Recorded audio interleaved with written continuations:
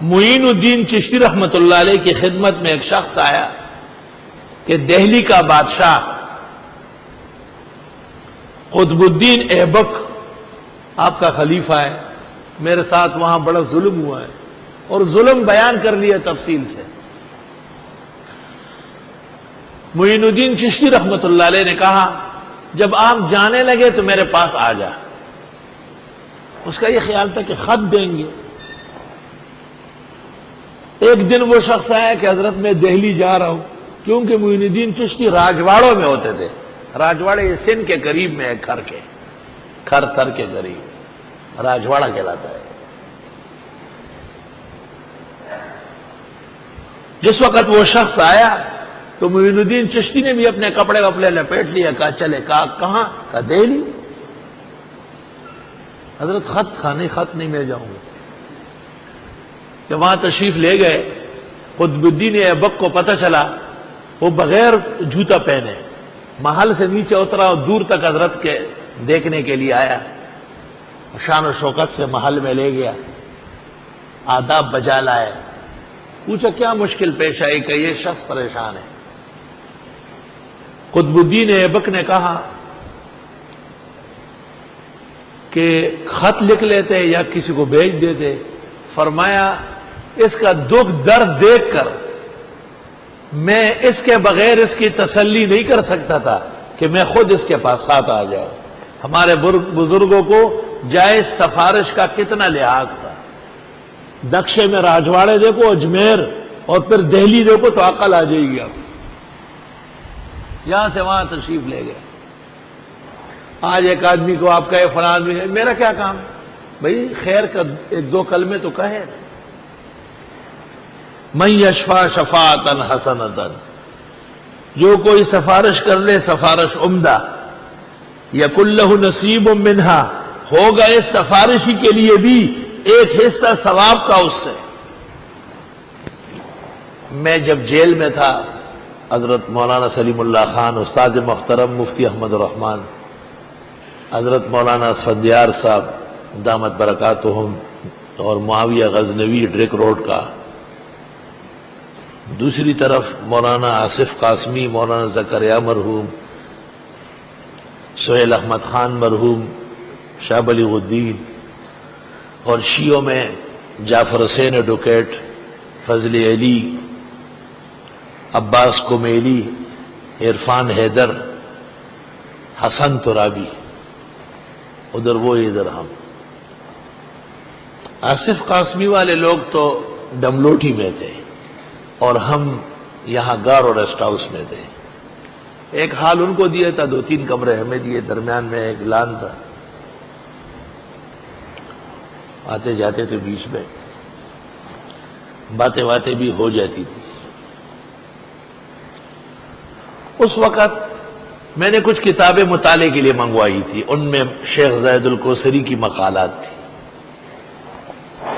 مولانا سلیم اللہ خان نے مجھے کہا میں دیکھ لوں، گپ شپ ہوتی تھی۔ میں نے کہا مقالات دے کے بغیر آپ بخاری کیسے پڑھاتے ہیں؟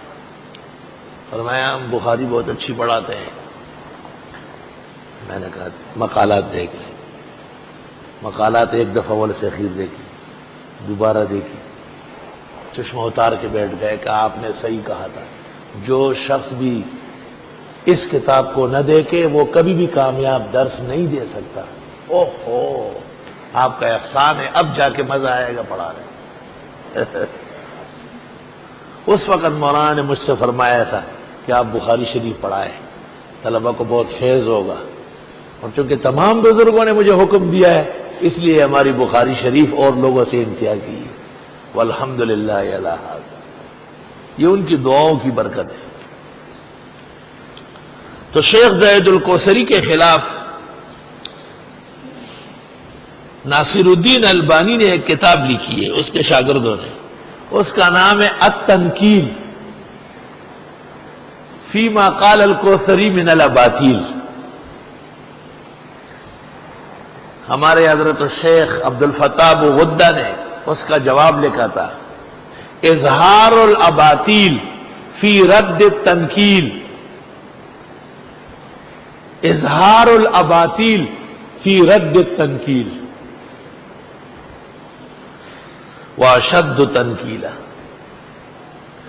من یشفع شفاعتا حسنتا، جو کوئی سفارش کرے سفارش عمدہ، یکن لہ نصیب منہا، ہوگا اس کے لیے حصہ اس کا، ومن یشفع شفاعتا سیئتا، اور جو کوئی سفارش کرے سفارش گناہ کی، یکن لہ کفل منہا، اس کو اس میں سے ایک حصہ ملے گا، وکان اللہ علی کل شیء مقیتا، اور اللہ ہر چیز کو اندازہ کیے ہوئے ہیں۔ بھئی شفاعت جائز کاموں کی جائز ہے اور ناجائز کاموں کی ناجائز ہے۔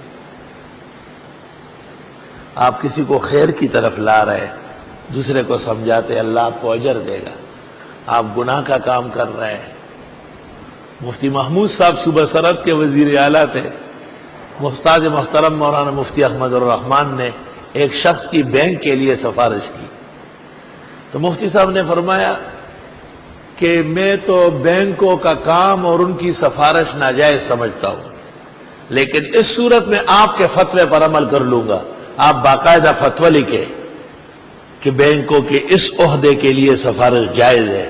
مفتی احمد الرحمان فرماتے میرے جسم ٹھنڈا ہو گیا کہ ہم دارالافتاء میں بیٹھ کر کے احتیاط نہیں کرتے، وہ وزیر اعلیٰ کی سیٹ پر بیٹھ کر کے احتیاط کر رہا ہے۔ یہ فرق ہے ماں و مجنون میں۔ شفاعت تو وہ ہے جو رسول اکرم صلی اللہ علیہ وسلم فرمائیں گے، اور چھوٹا بچہ ماں باپ کی کرے گا، رشتہ داروں کی، حافظ قرآن عالم کرے گا۔ دنیا کے اندر بھی وقتاً فوقتاً سفارشوں کی ضرورت پیش آتی۔ میں جب جیل میں تھا، حضرت مولانا سلیم اللہ خان، استاد محترم مفتی احمد الرحمان، حضرت مولانا اسفندیار صاحب دامت برکاتہم، اور معاویہ غزنوی ڈرک روڈ کا، دوسری طرف مولانا آصف قاسمی، مولانا زکریا مرحوم، سہیل احمد خان مرحوم، شاہ بلیغ الدین، اور شیعوں میں جعفر حسین ایڈوکیٹ، فضل علی، عباس کمیلی، عرفان حیدر، حسن ترابی، ادھر وہ ادھر ہم۔ آصف قاسمی والے لوگ تو ڈملوٹھی میں تھے اور ہم یہاں گارو ریسٹ ہاؤس میں تھے۔ ایک حال ان کو دیا تھا، 2-3 کمرے ہمیں دیے، درمیان میں ایک لان تھا،